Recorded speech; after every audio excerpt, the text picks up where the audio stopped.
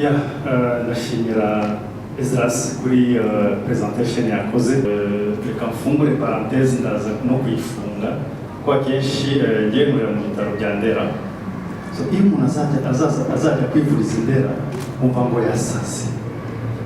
Njye ntabwo ndi umuganga w'abasasi, ariko umuntu ashobora gusara nkamuvura birumvikana. Ni nk'uko sinzi hano hashobora kuba harimo n'abandi baganga bagenzi banjye. Iyo umuntu avuga ngo ari internist cyangwa gynecologist, ntabwo uzavuga ngo internist ari umuganga w'abantu barwaye HIV cyangwa cancer. Afite ibintu byinshi avura, afite n'ibyinshi ashobora kwigisha mu rwego rwo kwirinda. Birumvikanye. So ndi umuganga w'inzobere mu buzima bwo mu mutwe. Nkaba nubatse, ukaba wubatse, nkaba abana babiri, nkaba ndi n'umwarimu muri kaminuza y'u Rwanda, cyo bita honorary lecturer. Uvuga ngo ntabwo nigisha buri gihe, ariko hari igihe university ishobora kunyitabaza nkajya kwigisha isomo. Ikindi babibabwiye, ndi n'umujyanama kuko mwababyeyi mwe muri hano n'abantu dota imyaka maze nkora ni myinshi. Kuvuga nabonye natangiye kuvura kuva 2001. Bivuga ngo ufite imyaka 20 ndi umuganga. Yavuze abarwayi bakeya Esdras. Njye mfite ibitabo nsoma byinshi, ariko icya mbere ni Bible iri hejuru ya zose. Mbere yo gusoma izindi niyo mfata nasomamo ijambo ati ibindi bikaza. Ufite ubuzima nani ubukire bwa mbere ni iki? Ni ubuzima. Ibyo tugiye kuvuga, ubuzima ni urugendo. Hari ahantu umuntu ava, hari ahantu umuntu agera, hari n'ahantu umuntu aba ari kugana. Ese uza ahantu uvuye? Ese uza ahantu ugeze? Ese urashaka kujyahe? Inzozi zawe ni izihe? N'icyo ushaka guhindura mu gihugu? Niba leta nawe yarakwishuriye, n'icyo ushaka gukora? Ndabona hari abantu tuziranye hano mu cyo bitaga Université Nationale du Rwanda. Nababonye. Niba warize hariya, n'icyo wumva uzahindura muri iki gihugu? Yego bye nize iby'ubuzima murabibona. OMS cyangwa ikigo gikuru cyo ku isi hari ukuntu gisobanura ubuzima bugariko. Ni ukubaho neza, ukabaho neza physically, ukuvuga ku mubiri, ariko ukabaho neza na mentally, hahandi mu buzima bwo mu mutwe, ariko ukaba neza no muri social ubanye n'abantu gute?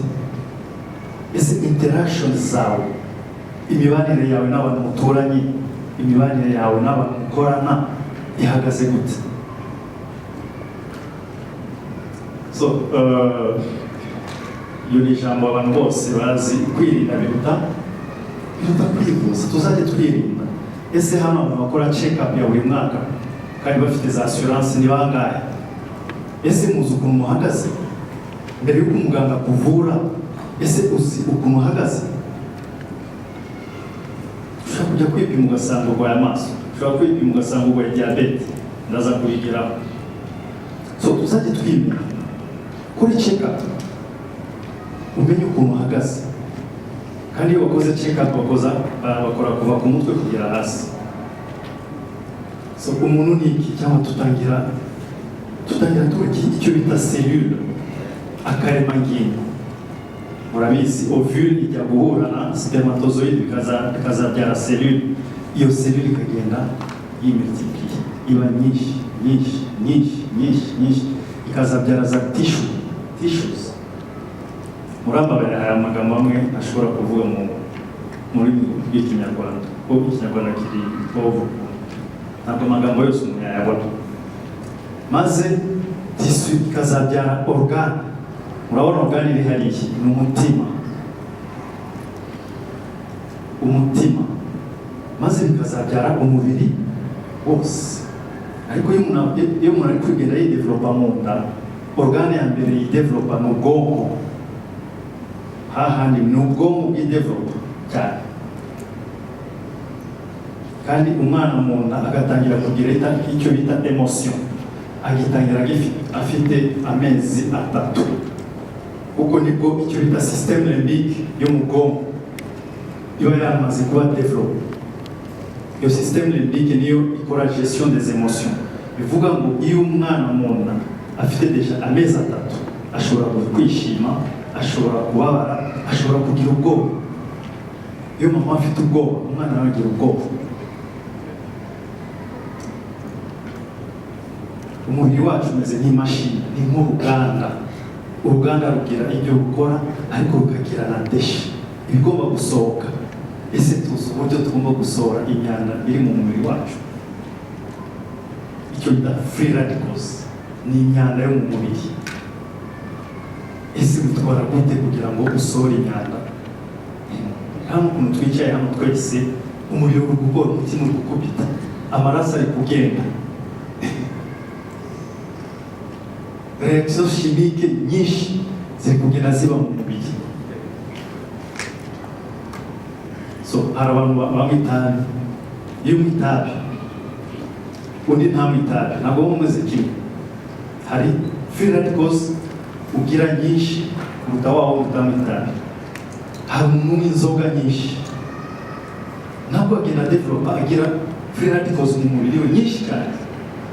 Nabarugero, iyo umuntu anywa inzoga agenda akadevelopa free radicals cyangwa imyanda ikagenda ikangiza iki? Umwijima. Akazagira indwara bita cirrhosis cyangwa cirrhosis.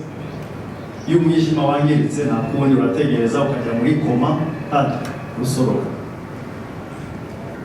Iyo umwe nyinshi ishobora kugutera iki? Kanseri yo mu muhogo, cyangwa kanseri y'ibihaha, kanseri du poumon. Kubera ko bitera za free radicals navuga ya myanda. Unhealthy diet niho ndangirije. Ni naho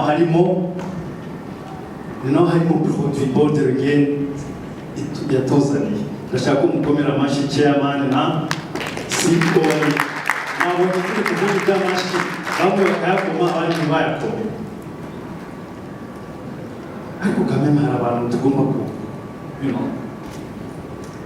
gushimira, tukabona ko bazanye ibintu byiza. Ariko niba wumva ko utari wabyumva neza, ntuyakome. Nuko nanjye iyo nari numva ikintu neza, ntabwo nkoma amashyi. Ariko iyo wakoze ikintu nkabona ko wagikoze neza, nkabona ko ari kizima, mfite uburyo nkoma amashyi. Iyo nkomye gatatu ni ukuvuga ko nabyumvise biri mwaye, ariko nakomye inshuro 7. 1, 2, 3, 4, 5, 6, 7. Bavuze ngo okay, you are a good man. Namwe nimuza kumva ko petete ari amasomo mwumvise muraza kuyakoma, ariko umuntu wumva ko unhealthy diet turarya, ese turya neza? Dr. Francis nikunze kuvuga ngo iyo muri famille hari umwana w'imyaka 5 n'uw'imyaka 10 nanjye w'imyaka 40 nagushaka kuyivuga yose, n'umudamu w'imyaka 30 twese turi atable, turi ku meza, turi kurya mu isorori. No, ntabwo ari byo. Ko umwana w'imyaka 5 akeneye ibyo bituma akura. Construction, energy, protection. Mu utuntu 3: construction, energy, protection. Baza kubabwira ibintu bitatu bigendana. Hari ibyubaka umubiri, hari ibiwurinda, hari n'ubuhigi, imbaraga. So ibyo byose tugomba kugenda mu mirire tubona ko bihari. So hari ahantu bigenda bikaba ntibibe balanced, ntihabemo balance. So unhealthy, kutarya neza, kutagira imirire ijyanye. Ni nk'umugabo umusaza w'imyaka 65, ese agomba kurya nk'umwana w'imyaka 20? No. So free radicals nababwira indwara zitera, harimo cancer, harimo za asthma, za sexual dysfunction. Muri umugabo ufite abagore 4, muri abo hantu uri umugabo ufite abagore bane muri Senegal. Hariya ntabwo wagira ibintu byo kuba ngo umwe gusa zana wa kabiri bakujyane muri RIB. Hariya bane baremewe. So iyo ufite abagore bane urumva kwa mbere no kwa kabiri uri kwa mbere, kwa gatatu no kwa kane, kwa gatanu hakazana veste wawe ni wa mbere iminsi itatu. So bagira ukuntu bagaburira abagabo babo. Reka nkomeze. So hari indwara zandura, hari n'indwara zitandura, sibyo? Nka HIV irandura, sibyo? Ariko diabete, ufite umugabo urwaye diabete ntabwo ayirwaza, ariko ashobora kugutera stress nawe ukazayirwara. Yego, sibyo? Ashobora kugutera stress kuko umugabo ufite indwara itandura y'igihe kirekire nawe aba ari kuri stress yo kuvuga ngo ejo nzapfa, ese bizagenda gute? Aba afite credit muri banki, ese credit hasigaye imyaka 10 nzayishura ryari? Hano abafite credit muri banki barahari. Indwara murayizi iyi, aka kantu katumye ubuzima buhinduka. Iyo confinement ume mu rugo, ariko hari ibyo kakemuye, hari isomo kazanye. Abantu bamenye ko ushobora gukora mu rugo ugahembwa. Yes, icyo bita teletravail, ugakorera mu rugo bakaguhemba at the end of the month. Ni isomo hajemo kwigisha wicaye mu rugo uri umwarimu ukicara ukigisha online, kandi abana bakanakurikira neza. So burya buri kintu kigira ibibi ni byiza, ariko tuzayitsinda. HIV irandura, ariko uriye neza, ufite imirire myiza, ibyo ufite imirire myiza, abasirikare bawe barazamuka, maze utwo tuvirisi tukaba dukeye, ukagenda neza, ugafata n'imiti yawe ya ARV zawe, ukagenda batazi kukwirwaye. Yeribuka muri 2001 muri 2001 wasangaga umuntu wese ndameze gutya mu buriri, ariko ubu baracyaba bameze gutyo. So hari indwara za hepatite murazizi, indwara zifata umwijima, malaria nayo itwara abantu benshi. Ese muri iyo kadire yo kwirinda, niba uzi ko utuye hafi y'ahantu hari imibu myinshi, urara mu nzitiramubu muri musike, ese ufata akantu k'akantu wacomeka ukagashyiramo mbere yo kuryama kugira ngo imibu itakurya. Ejo nibwo nasohotse, nagiye gusohoka mu rugo, hari umuntu ukunze kudusura mu rugo, nawe ugiye gusohoka ngo nakoze blague, imvura irava. Ibyo nayifitanye na gahunda na Benita. Imvura iri kugwa, uwo muntu yari mu rugo ambwira ese murabigeza gute ko mugiye kugenda, iyi mvura iri kugwa? Ndamubwira ndayijyamo, nta kibazo, ngiye gahunda yanjye ni gahunda, ndayijyamo. Biragutera malariya. Ese ni imvura itera malariya cyangwa ni umubu utera malariya? Nahise mubwira no imvura yo ntabwo yantera malariya, umubu niwo. Yes. Reka tugere mu bwonko. Twavuze ubuzima bwo mu bwonko, nabwiye ko ndi specialiste ubwo buzima, ariko hari abandi dukorana bitwa aba neurologists. Hari ubuzima, imitekerereze, gupanga, ese gahunda yawe ku murongo. So ubwonko bufite ibice byinshi, aricyo bita lobe frontal, lobe parietal, lobe temporal, lobe occipital. Bakukubise hano ubwo tayari amaso ikibazo, bakukubise hano ubwo tayari hasi, hose hafite icyo hashinzwe. So hari indwara zo mu mutwe gusa muganga narwaye umutwe imitwe ihoraho, hari abantu barwaye hano imitwe idakira, barwaye umutwe maze ukwezi barwaye indwara umutwe. So hari abarwayi benshi mpura nabo bafite icyo kibazo cy'umutwe udakira, bifite ikiwute, kanseri zo mu bwonko cyangwa ibibyimba byo mu bwonko. Ibyo kugira ngo umuntu azabibone bisaba ko bamukorera scanner cyangwa MRI, ariko hakaba n'ibindi bimenyetso bishobora kugaragara ku maboko, umuntu akagira pararizi y'ukuboko, akumva ibinya byinshi mu kuboko no mu kuguru. So ahita aza kwa muganga tukahita tumusabira scanner cyangwa MRI muri Faisal, Medihil cyangwa Legacy, bakayimukorera basanga harimo kimeze nk'icyo. Mwabonye abantu barya akabenzi barimo hano, akabenzi iyo umuntu arya akabenzi cyane cyane kandi badatetse neza, ashobora kurwara indwara bita neurocysticercose. So muzajye mwitonda mumenye eske bagatetse neza, kararyoheye, ariko eske bagatetse neza, eske c'est bien préparé. Iriya nyama iyo batayitetse neza ishobora kugutera uburwayi buriya mubona hariya, akazi utuntu tumeze nka turiya tubyimba.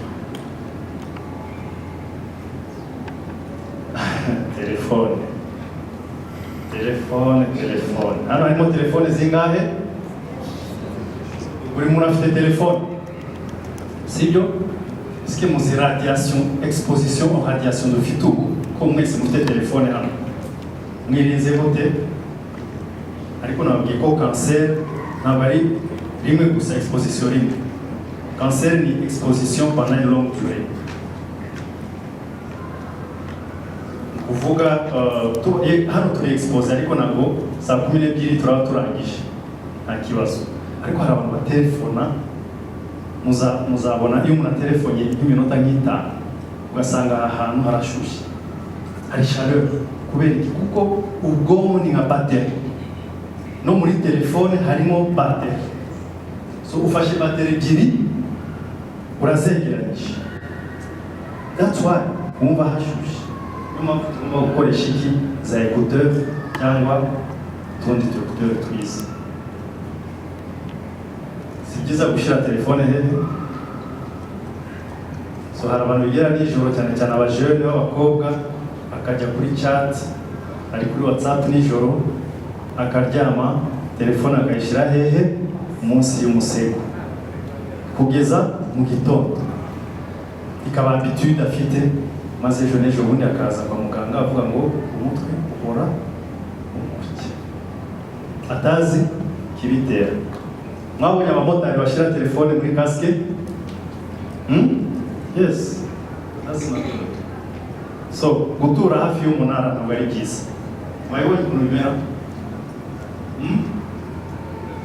Aha, hari igihe bigera telefone ukuba wayimena kubera dore n'abana basigaye bazikoresha bakiri batoya. Umwana ukamuha telefone kandi afite cerveau iri fragile, nawe ugafata telefone ukayimumenyereza akarebaho utuntu. Ubu hari addiction telefone ku bana batoya, uzayimukuraho gute warimumenyereje akiri mutoya? Kugira ngo umwana aceceke usigaye umuha telefone? No, umwana ntabwo acecekeshwa na telefone. Ugomba kwibaza icyatumye umwana arira. Dore abana bacu ukuntu bimeze. Niyo mpamvu dusigaye tubona na kanseri nyinshi muri iki gihe. Twibaza, imirire ntabwo ari myiza, telefone nyinshi, turi mu mamashini ku kazi, ugasanga ufite imprimante, ufite télévision hariya, plutôt photocopieuse, ufite vraiment tu es entouré par des machines.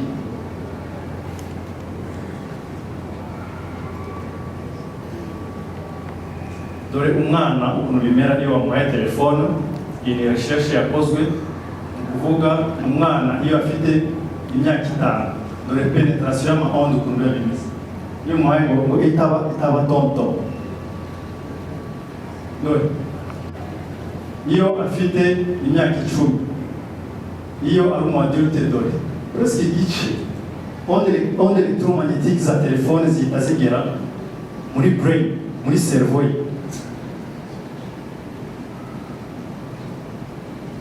Hari indwara bita depression, abasigaye biyabura mu Rwanda mwarayibonye, akajya makuza pyu, akajya mu nda amahoro. Depression, abantu benshi bafite depression. Niba uzi umuntu ufite depression agahinda gakabije, uzajya umuzana tumuvure hakiri kare ntaducike. Nitudakora iyo bwabaga abajene bagiye kuducika, kuba mu mugi banywa inzoga, heroine. Hari drogue yitwa heroine.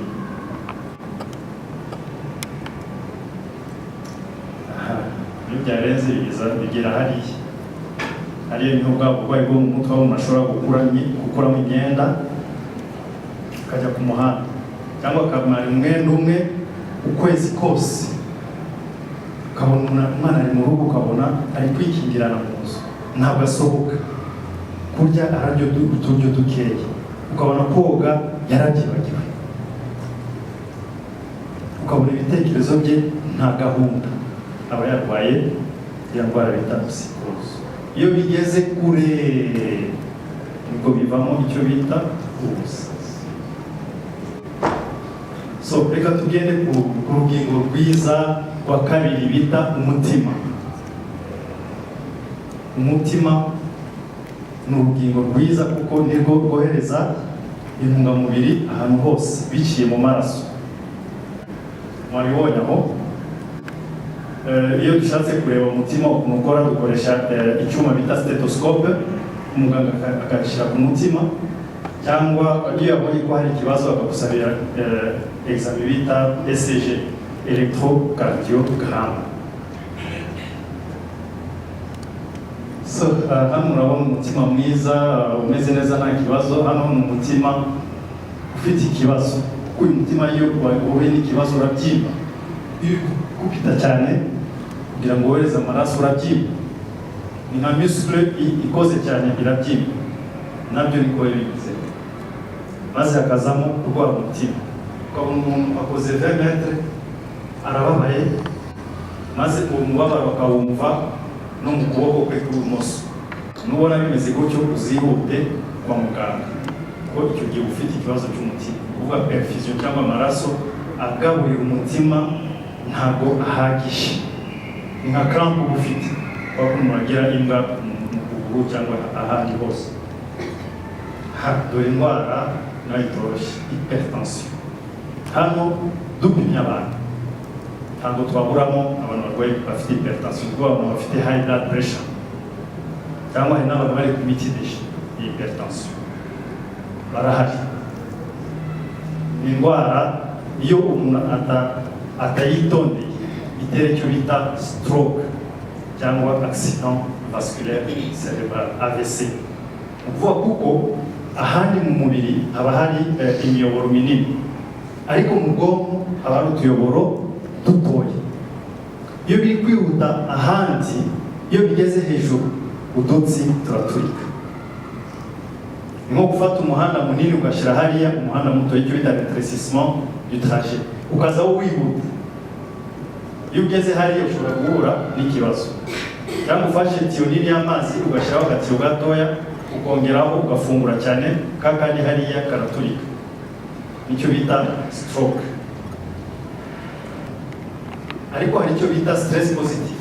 Positive stress ni ya gahunda, ukaba uzi ngo gahunda iratangira saa moya, ngomba kuba narangije siporo yanjye saa 12, saa 12 n'igice ngomba kuba narangije dushe yanjye no kwambara, maze yinjira mu modoka mu minota 15 nkaba nageze mu kazi. Iyo ni stress positive cyangwa positive stress, iyo ni ubwirwaza.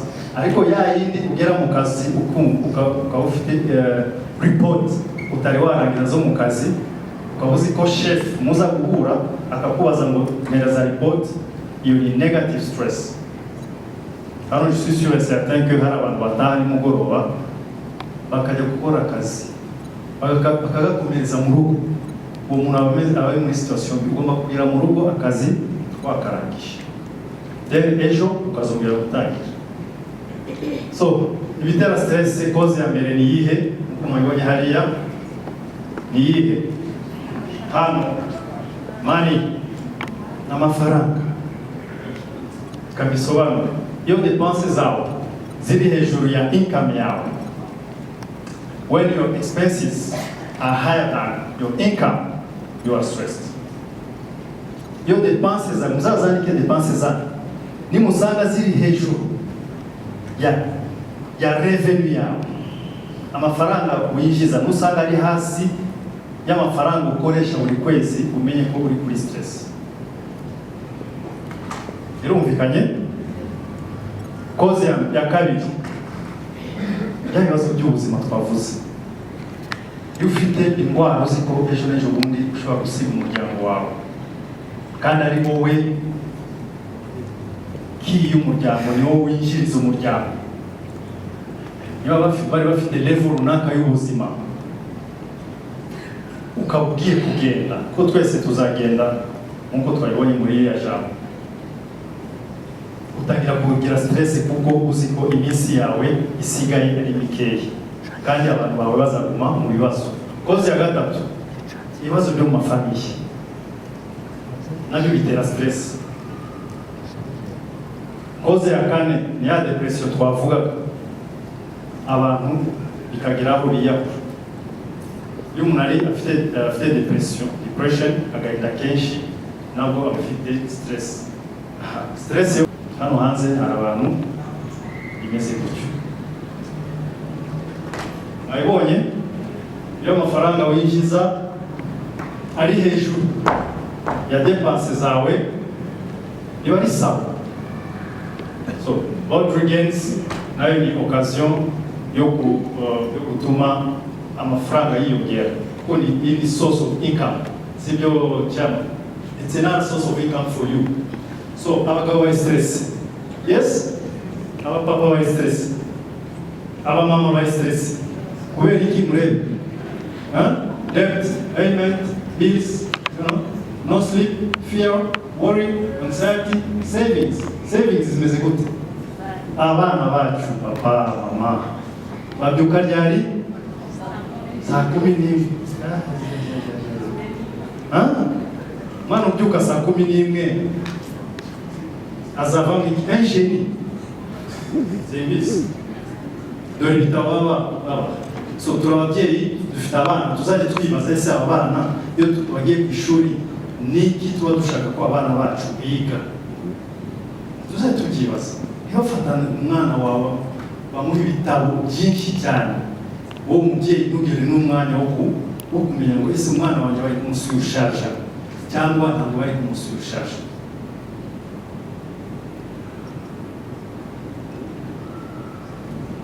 So mu kazi bigurira biyemeza, abantu bagasinzira ku mamashini, maze imashini ikohereza ama-onde electromagnetic mu bwonko.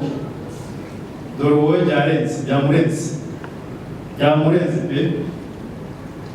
Maze refuge ikaba hehe? Mu nzoga. N'abamama même chose. So stress ntabwo nayababwiye ko iyo stress iba y'igihe kirekire ishobora gutera iki? Indwara nyinshi pe, harimo n'izi NCDs twavugaga. Dore accident. Iyo ubona umuntu yakoze accident nk'iriya, uzamenye ko biba byakomeye. So imibare ntabwo nyitindaho cyane, abantu bapfa kubera ibyo bibazo ni benshi cyane kandi bagenda biyongera. 31, 35 millions, 37 millions, 40 millions. So ni byiza gukora iki? Tuzajya dushaka umwanya wo kurelaxa. Relaxation. Okay? Relaxation. Icya kabiri, dufata umwanya wo kuryama, wo kuruhuka. Hari abantu bakora nk'imashini bataruhuka. Amasaha 7 ku munsi, andi masaha dukora ibindi. Imirire myiza, wa mwanya wa sport 45 minutes par jour. Maze twimenye, twipimishe, dukoreshe check-up au moins tous les 6 mois. Buri mezi 6 ujye kwa muganga bagukorere check-up. So how to have a healthy what? A healthy life. Exercise regularly, sport, stress zigabanuke, turye neza, maze tunywa amazi. Kubera cyane bashizemo amazi. Ko twese ko tumeze turi constitué à 70%. 70% na amazi. Water. So tugomba kurenuvera amazi buri munsi ukanywa omwe litro ebyiri munsi. So eat your food as medicine as you have to eat your medicine as food. Uyu ni Hippocrate wabivuze. Uwo twita le père de la médecine. Uze ngo tuzajya turya ibiryo nk'umuti. Nutabikora uzarya imiti nk'ibiryo byawe. So ngiye kurangiza murye imbuto 5 omwe buri munsi, imboga 5 ariko hari n'ibindi ibigumyo so on. So twige no gusavinga. Save. If you save, you will invest. If you invest, you will have another source of income. If you have many sources of income, you will be okay. Invest in your health. So I'm here to invest in health. Mu buzima twavuze ngo the first wealth is health. Twavuze ngo ubukire bwa mbere ni iki? Ni ubuzima bwiza. So nkabifuriza kugira ubuzima burimo umunezero. Ntabwo yana hari abantu batari guseka. Muzajye museka. Be happy every day. Do what mukora ibishoboka byose mwishimye. Mufite ibyishimo muri wowe. Sorry? Hari abantu bambaye masike, papa hano yambaye masike. So murakoze kuba mwaneze amatwi. Merci beaucoup. God bless you so much. Murakoze cyane.